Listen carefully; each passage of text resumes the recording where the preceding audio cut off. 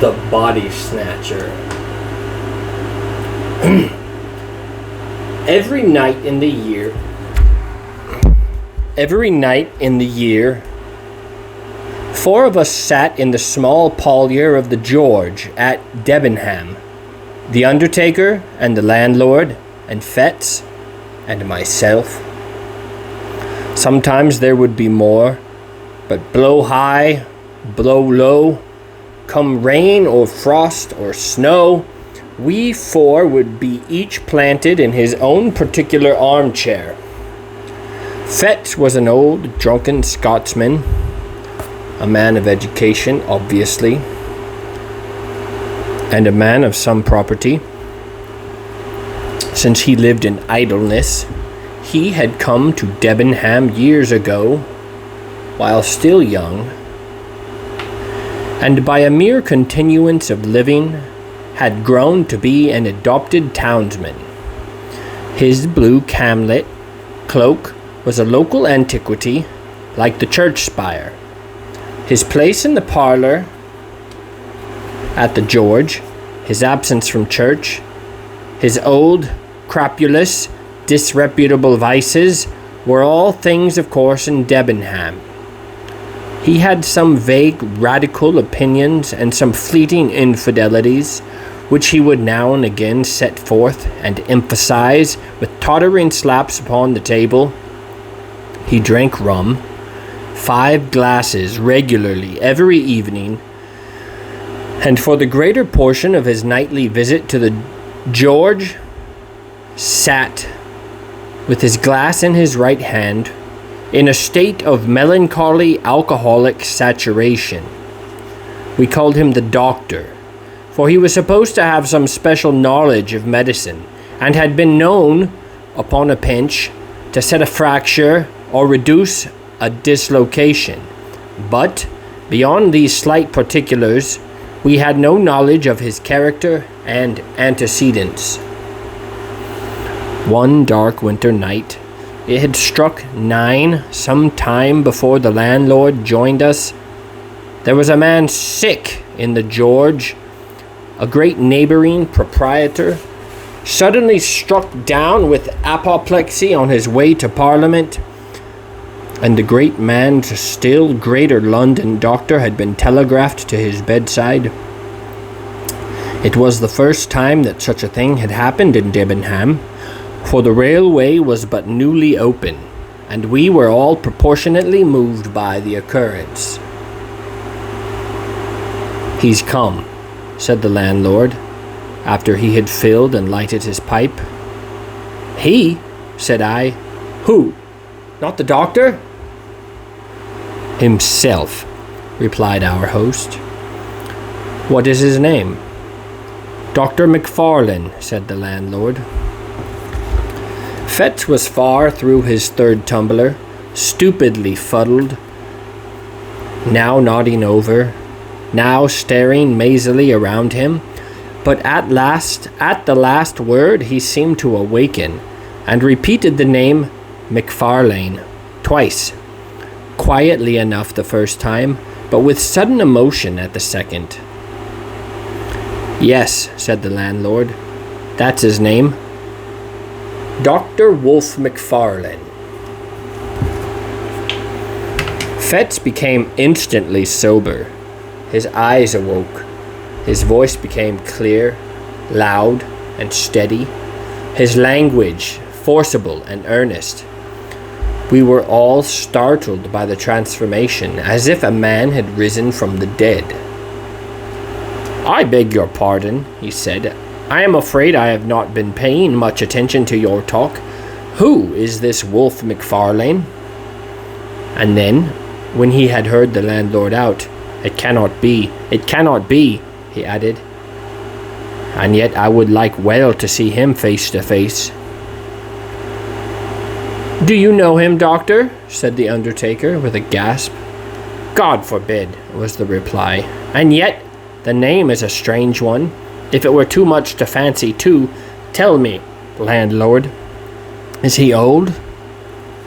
"Well," said the host, "he's not a young man to be sure, and his hair is white, but he looks younger than you." "He is older, though. Years older. But," with a slap on the table, "it's the rum you see in my face. Rum and sin.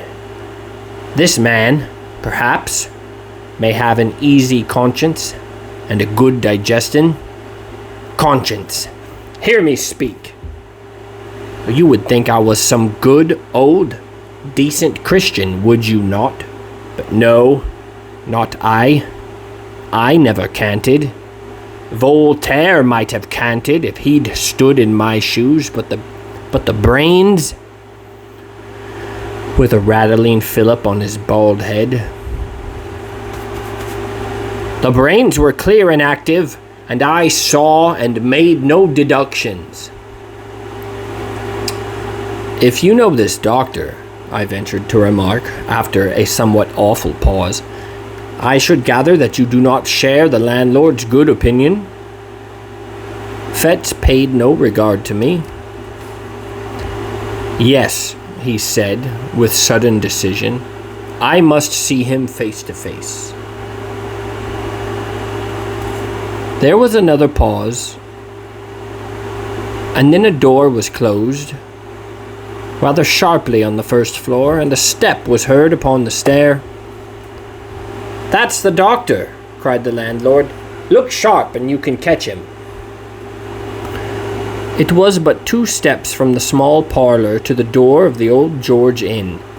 The wide oak staircase landed almost in the street.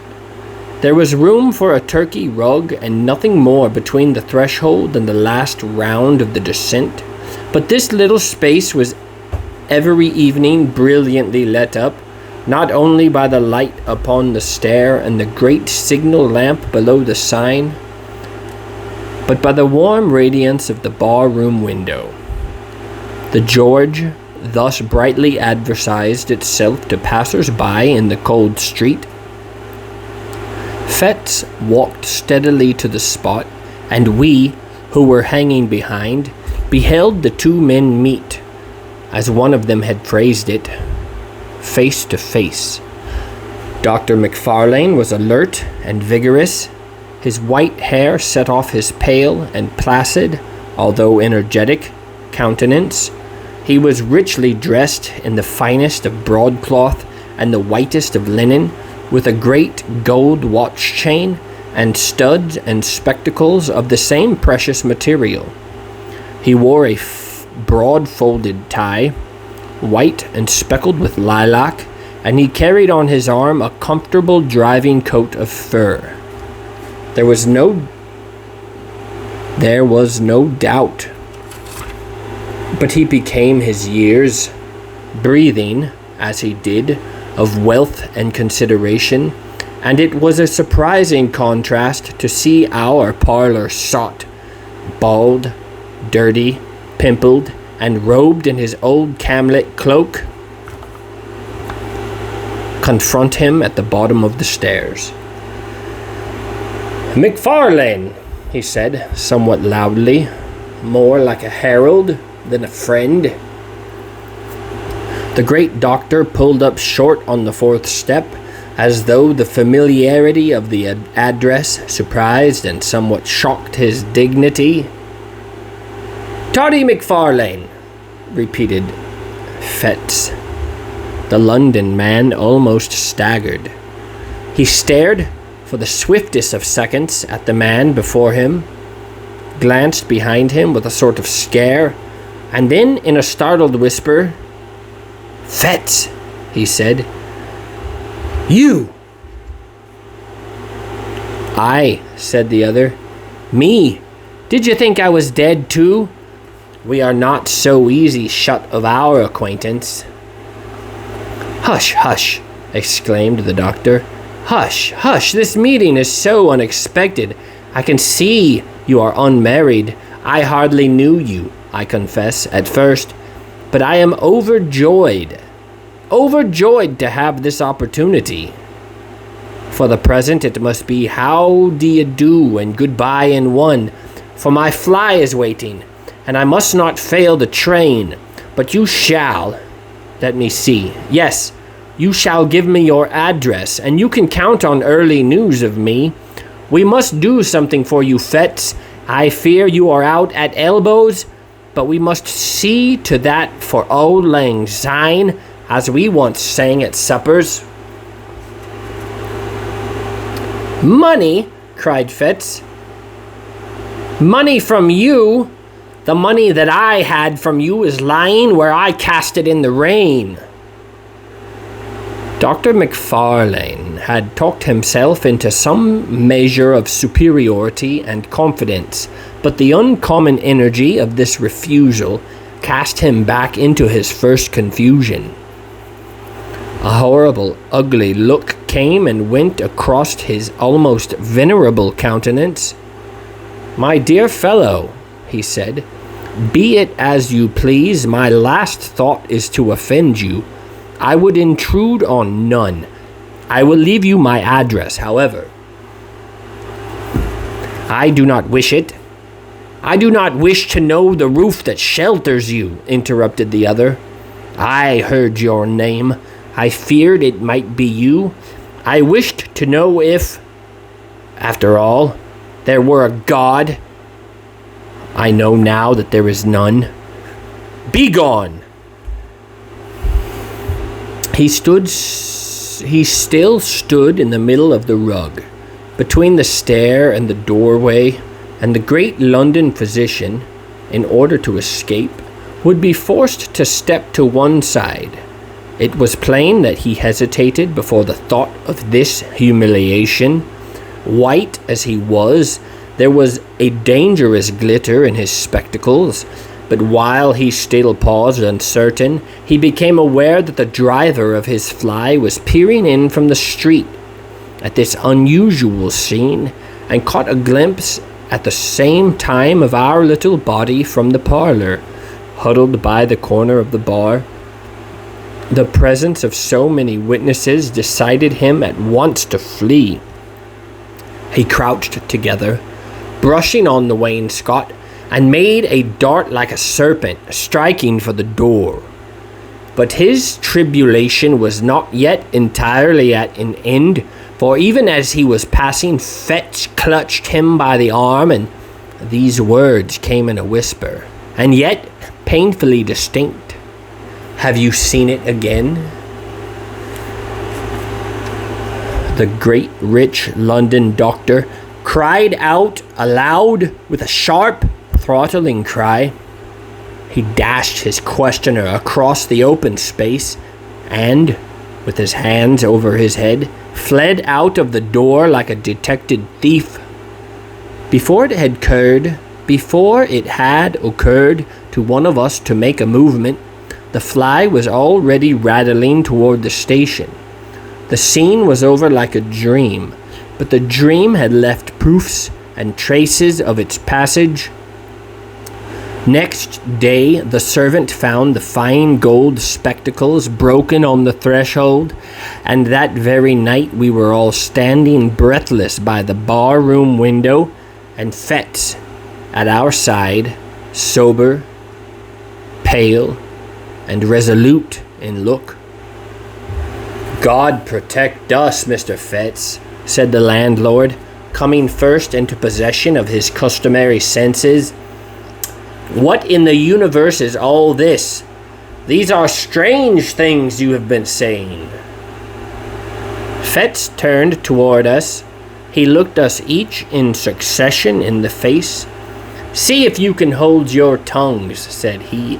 "That man MacFarlane is not safe to cross. Those that have done so already have repented it too late." And then, without so much as finishing his third glass, far less waiting for the other two, he bade us good-bye and went forth, under the lamp of the hotel, into the black night. We three turned to our places in the parlor, with the big red fire and 4 clear candles, and as we recapitulated what had passed, the first chill of our surprise soon changed into a glow of curiosity. We sat late. It was the latest session I have known in the Old George. Each man, before we parted, had his theory that he was bound to prove, and none of us had any nearer business in this world than to track out the past of our condemned companion and surprise the secret that he had shared with the great London doctor. It is no great boast, but I believe I was a better hand at worming out a story than either of my fellows at the George, and perhaps there is now no other man alive who could narrate to you the following foul and unnatural events.